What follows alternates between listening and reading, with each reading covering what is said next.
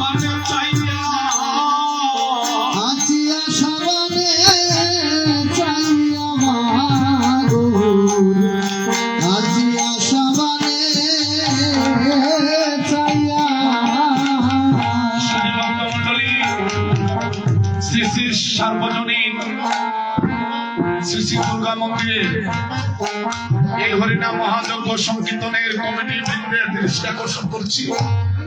আপনারা সবাই আসিয়া একবার মহাপ্রভুর চরণে ভক্তি নিবেদন করুন, সবাই মিলে একটু প্রণাম করুন। উনি যেন নিজ গুণে আসিয়া আজ এই শুভ অধিবাস কীর্তন করেন। নিতাই গৌর হরি বল। কারণ উনি নিজ গুণে না আসলে আমাদের সংকীর্তন হবে না। তাই আসুন সবাই মিলে একটু কীর্তন করব। তুমি একা যদি গৌর আসিতে তুমি একা যদি গৌর গো আসিতে মারো তুমি একা যদি গৌর আসিতে তুমি একা যদি গৌর আসিতে মারো তোমার বাইরে পাইতে তুমি সঙ্গে একা যদি গৌর আসিতে তোমার বাইরে পাইকে সঙ্গে করো একা যদি গৌর হবে আসিতে মারো তুমি সঙ্গে তুমি একা যদি গৌর আসিতে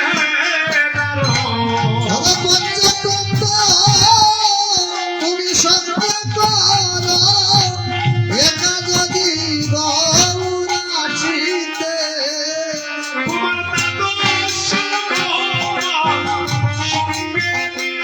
তোমার দাদা গোপাল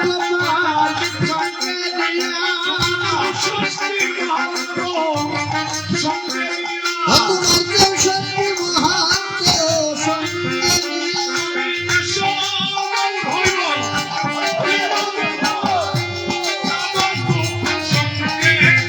তুমি আসো গৌর ভগবীরে দিয়া দাদা গোপাল সঙ্গে দিয়া ভগবীরে আসিলে হবে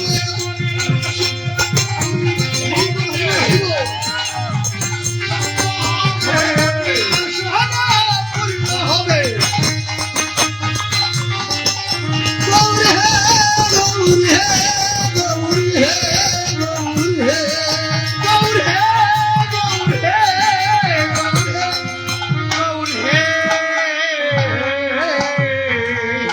শুধু ভক্তমন্ডলী সবার চরণে নিবেদন, চৈতন্য চরিতামৃতের কথা। এই হরিনাম মহাযজ্ঞ সংকীর্তনের ব্রতী হতে হলে ত্রিনাদপি শুনি যেন তরুরূপী সহিষ্ণু না ও মানিনা মানব দেহেন কীর্তনে আসুরা হরি। তারা একমাত্র হরিনাম সংকীর্তনের ব্রতী হইতে পারে না যাদের মনটা দিনের চাইতে আরো সহিষ্ণু হয়, যারা অমানিনাকে মান দিতে জানে। গৌর হরি বল। যারা সাধুগুরু বৈষ্ণবগণকে সম্মান দিতে জানে তারাই একমাত্র হরিনাম সংকীর্তনের ব্রতী হইতে পারে। গৌর হরি বল। তো আমার সবার কাছে নিবেদন, যতক্ষণ ওখানে হরিনাম সংকীর্তন হবে আমাদের মনটা যেন দিনের চাইতে আরো সহিষ্ণু হয়। কেন? কলির পাবন গৌর হরি, কলির পাপাচারী দুরাচারী বেবিচারী অত্যাচারী এই কলির কুলসতা দূর করার লাগিয়া কোনভাবে কোন রূপে এই ভক্তের দ্বারে চলে আসবেন তাকে চিনার মতো সাধ্য আমাদের নাই। গৌর হরি বল। ও মায়েরা, এই চর্মচক্ষু দ্বারা প্রেমময় গৌর হরিকে চিনা যায় না। যার অন্তর্চক্ষু প্রকাশিত না হয় তারা কখনোই আমার গৌর হরিকে চিনতে পারে না। কেন কেন বলছি? আপনাদেরকে এই কথার জন্য বললাম, আপনাদের ধারে আমার মহাপ্রভু কেমন করে আসবে আপনাদেরকে কিন্তু পরীক্ষা করবেন। আপনার মনটা কেমন? আপনি যে আমন্ত্রণ করে অষ্টকবিলাস দ্বাদশ গোপাল সরগোস্বামী 64 মহান্তকে নিয়ে আসলেন, আপনার মনটা কেমন? আপনাকে পরীক্ষা করার জন্য আমার গৌরাঙ্গ মহাপ্রভু নিজ গুণে আসবেন। হরি বল। তবে কোন রূপে কেমন ভাবে কার দ্বারে আসবেন আমরা তাকে চিনতে পারবো। কারণ শাস্ত্রে প্রমাণ, লোকনাথ ব্রহ্মচারী তার ভক্তকে পরীক্ষা করার লাগিয়া একটা কুকুরের বেশ ধারণ করিয়া সেই ভক্তের বাড়িতে গিয়েছে। তো অমনি ভাবে আমার মহাপ্রভু তার ভক্তকে পরীক্ষা করার লাগিয়া এই ভক্তের বাড়িতে চলে যায়, আমরা তাকে চিনতে পারি না। কারণ অধ্যাবধি লীলা করেন গৌর রায়, আর কোন ভাগ্যবানে দেখতেই পারে তাই। গৌর হরিবল, হরিবল, হরিবল, হরিবল, হরিবল। এই জগতে যারা ভাগ্যবান হয় তারা একমাত্র তাকে দর্শন করিতে পায়। বৈষ্ণব যারা আমার গৌর হরিকে এই জগতে চিনতে পারে না, আর ভক্ত যারা এই ভক্তের বাড়িতে আমার ভগবান চলে যায়। তবে যারা এই জগতে কাঙ্গাল হয় তার বাড়িতে ভগবানের আগমন হয়। গৌর হরি বল। কেন আমি সেই কথাটা বললাম? শুধু ভক্ত মন্ডলী, আপনারা যেমন করে প্রত্যেক বৎসরের ন্যায় এবার হরিনাম সংকীর্তন যজ্ঞ দান করছে, তেমনি ভাবে এমন একজন ভক্ত ছিলেন, সেই ভক্ত মানুষের দ্বারে দ্বারে যাইয়া ভিক্ষা করিয়া প্রত্যেকটা বৎসর একবার হরিনাম সংকীর্তন যজ্ঞ দান করতেন। নিতাই গৌর হরিবল, হরিবল, হরিবল। উনি যে ভিক্ষা করে, উনি যে কাঙ্গাল বেশে সবার চরণে ধরে এই হরিনাম সংকীর্তন যজ্ঞের লাগিয়া আমার মহাপ্রভু মনে মনে ভাবলেন, তুমি যে ভক্তের দ্বারে যাও, আমি একদিন নিজ গুণে তোমার দ্বারে যাব। আমি দেখে আসবো তুমি, আমি দেখবো তোমার মনটা কোথায়। যিনি হরিনাম সংকীর্তন যজ্ঞ দান করে উনার বাড়িতে যেদিন সংকীর্তনের অধিবাস, উনি সন্ধ্যা ঘনিয়ে অন্ধকার নেমে আসলো, উনি যখন বাড়ির দ্বারে রাস্তায় আসলেন, এসে দেখলেন বৃদ্ধ একজন বৈষ্ণব বাবাজি রাস্তার মধ্যস্থানে বসে কাঁদছেন। গৌর হরি বল। কেঁদে কেঁদে উনি যাকে পাচ্ছেন তাকে এই করে জুড়ে বলছেন, বাবারে এই রাস্তার ওদিক সেদিক গাড়ি আসা যাওয়া করছে, আমি তো বৃদ্ধ মানুষ, আমি যে রাস্তাটা পার হইতে পারি নাই, তোমরা দয়া করে আমাকে রাস্তাটা পার করে দাও। যাকে পান তাকে বলে, কেউ তাকে রাস্তা পার করে দিচ্ছে না। এই কীর্তনদাতা সেই দৃশ্যটা চেয়ে দেখলেন, উনার দ্বারে গিয়ে উনাকে প্রণাম করে বলছেন, বাবা আপনি কোথায় যাবেন? বলছেন, বাবা আমি কোথায় যাব না, তবে দয়া করে আমাকে তুমি রাস্তাটা পার করে দাও। উনি যখন তাকে কাঁধে ধারণ করিয়া রাস্তাটা পার করে দিলেন, বলছেন, বাবা সন্ধ্যা গড়িয়ে অন্ধকার নেমে আসছে, এই রাত্রিবেলা আপনি কোথায় যাবেন? বলছেন, বাবা রে আমার বাড়িও নাই, ঘরও নাই, এই জগতে আমার মাও নাই, বাবাও নাই, এই রাত্রি অন্ধকারে আমি কার দ্বারে চলে যাই? আমার যাওয়ার মতো কোনো জায়গা নাই। তবে ভক্তমন্ডলী আমার ভগবান ভক্তের দ্বারে চলে যায়। বলছেন, বাবা কেউ যদি কৃপা করে আমাকে তার বাড়িতে নিয়ে যায়, আমি সেই ভক্তের বাড়িতে চলে যাই।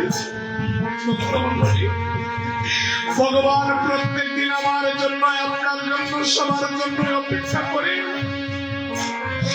কখনো ভক্ত আমাকে প্রেম ভক্তি দিয়া ডাকবে, আর প্রেম ভক্তি মোরা ডাক শুনিয়া আমি সেই ভক্তের বাড়িতে চলে যাব। আমার মহাপ্রভু যে নিজ গুণে এসেছেন, উনি তাকে চিনতে পারে না। বলছেন বাবা, তাহলে আপনার যখন যাওয়ার মতো কোনো জায়গা নাই, আমার বাড়িতে আজ অষ্টপ্রহর ব্যাপী হরিনাম সংকীর্তনের অধিবাস হবে, দয়া করে আপনি আমার বাড়িতে চলুন। বলছেন বাবা, আমি যে যাব, আমি তো বৃদ্ধ মানুষ, আমি যে হাঁটতে পারি না। ভগবান ভক্তকে পরীক্ষা করে, মা ভক্তকে নয়।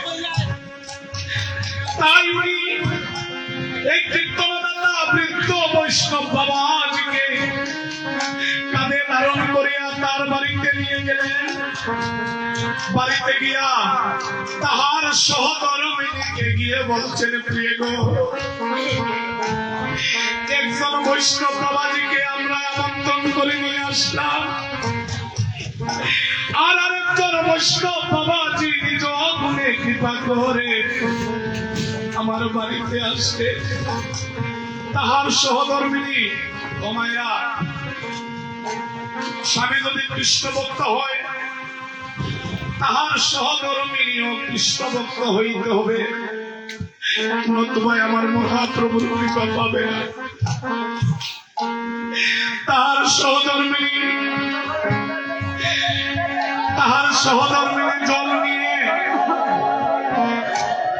বৈষ্ণব বাবাজির চরণ ধৌত করিয়া তার শাড়ির আঁচল দিয়া বৈষ্ণব বাবাজির চরণ কানা মুছাইয়া দিলে।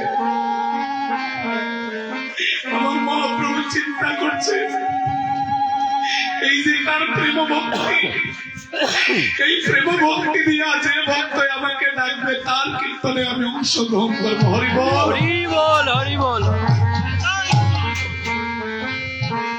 হরিনাম সংকীর্তনের শুভ অধিবাস সমাপন হয়েছে। বৈষ্ণব বাবাজিকে বলছেন, বাবাজি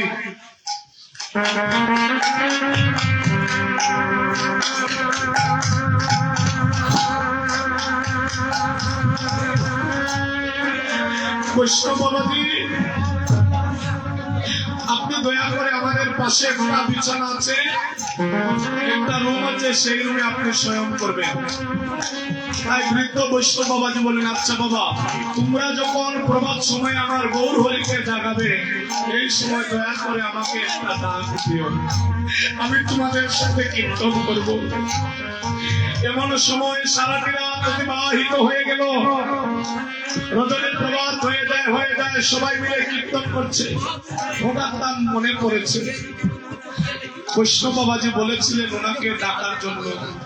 দরজার মধ্যে গিয়ে ধাক্কা দিলেন, বাবাজি বলে ডাকলেন, বাবাজি তার ডাকে সাড়া দিচ্ছেন না, শত চেষ্টা করে বাবাজিকে জাগাতে পারছেন না।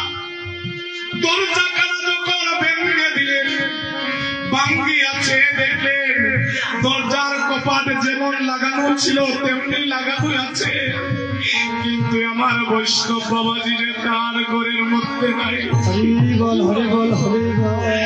নয়ন জলে ভাসছে আর বলছে,